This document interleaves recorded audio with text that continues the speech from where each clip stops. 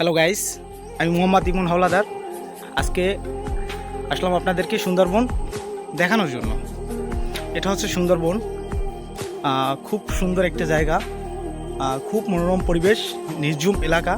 এখানে আপনারা চাইলে ঘুরতে আসতে পারেন। খুব সুন্দর একটা জায়গা যেখানে মানুষজন ভ্রমণ করার জন্য আসে।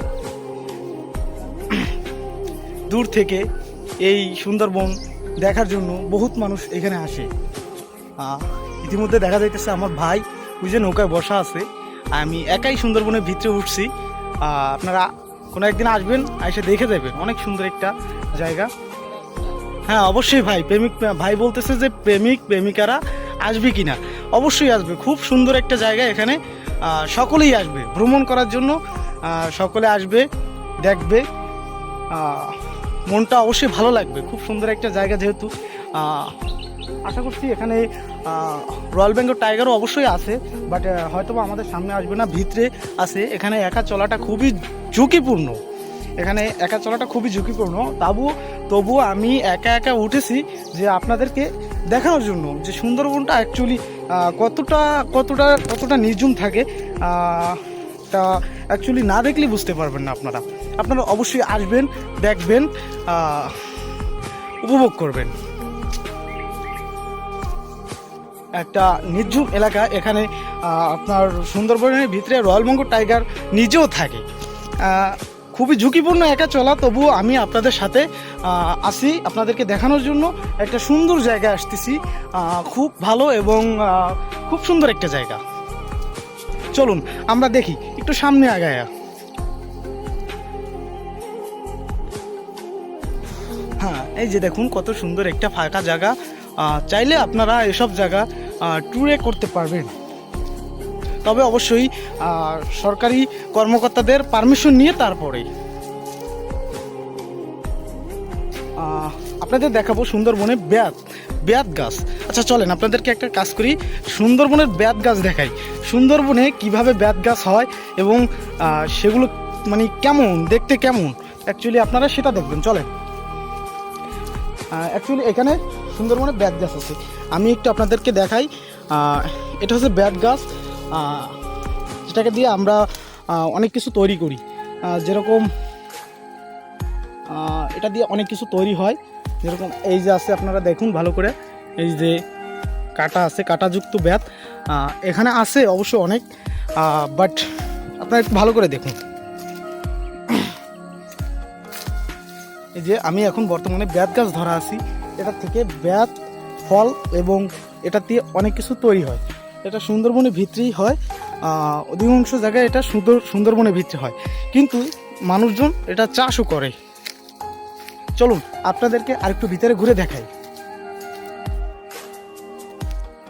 খুব সুন্দর একটা পরিবেশ, নির্ঝুম জায়গা। যদিও আমি একা আছি, এখানে একা চলাটা অ্যাকচুয়ালি রিস্ক। চলুন তারপর আমি আপনাদেরকে দেখাই সুন্দরবনের অনেকটা জায়গা ঘুরে। চলুন, খুব সুন্দর একটা পরিবেশ।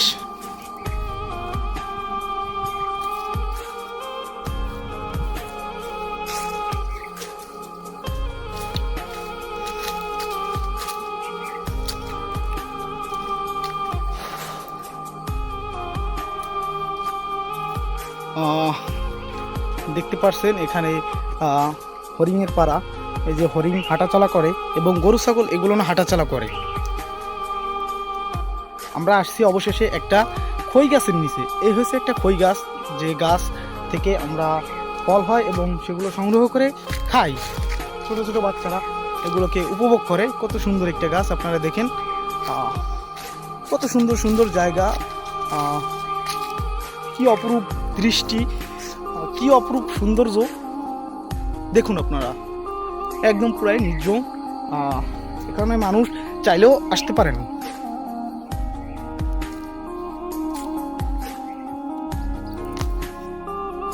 আপনাকে অনেকটা পথ আমি ঘুরিয়ে দেখাবো, আপনারা দেখুন।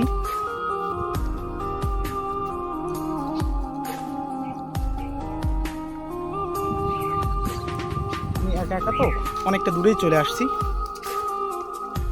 চলুন আমি আপনাদেরকে অনেক কিছু দেখাবো।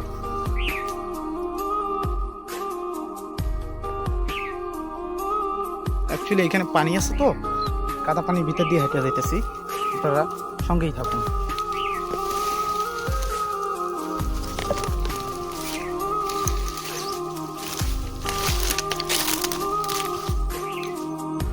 যদিও আমার একটু কষ্ট হইতেছে, তারপর আমি আপনাদেরকে দেখাবো।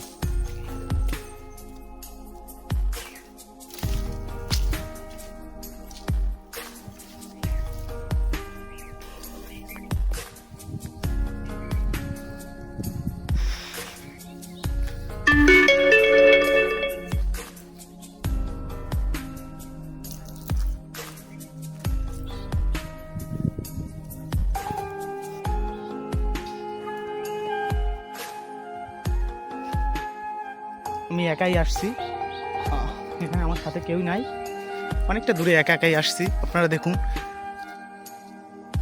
আজকে আমি আপনাদেরকে দেখাবো সুন্দরবনের ভিতরে পুষ্কুনি, যেখানে জেলেরা মাছ ধরে। চলেন আপনাদেরকে দেখাই একটা ফাঁকা জায়গা। এখানেও কিন্তু অবশ্যই বেত গাছ আছে, এগুলো বেশিরভাগ সুন্দরবনেই হয়ে থাকে। এই যে সেই বেত গাছ, এগুলো থেকে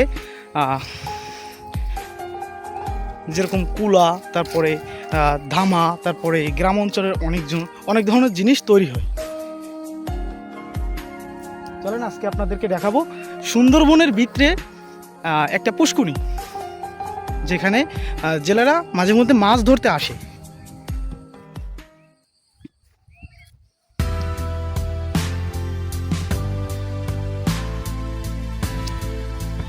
আমি ইতিমধ্যে চলে এসেছি সুন্দরবনের পুষ্কুনির পাড়ে।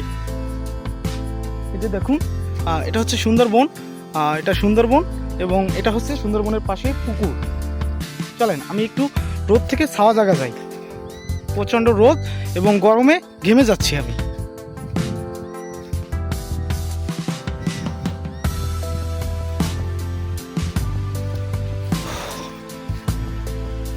একটু গাছের ছায় অনেকটা তৃপ্তি পেলাম। খুব সুন্দর একটা জায়গা, আপনারা চাইলেই ঘুরতে আসতে পারেন।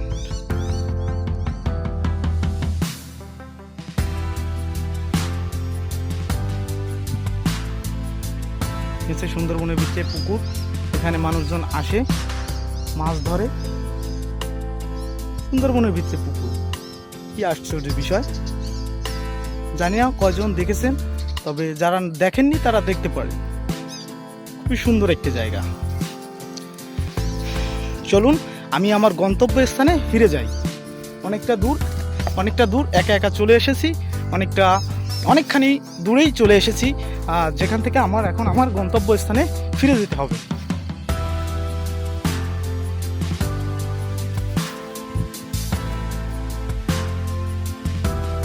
প্রচণ্ড রোদ এবং রোদের তাপমাত্রা খুবই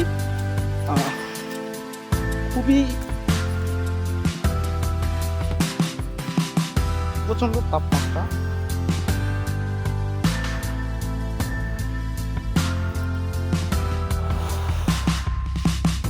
অনেক গরম পড়তেছে, রোদের ভিতর হাঁটতে যদিও অনেকটা কষ্ট হইতেছে, তারপর আমি আপনাদের সাথে যুক্ত আছি সুন্দরবন থেকে। সুন্দরবন দেখার একটা সুযোগ করে দিচ্ছি।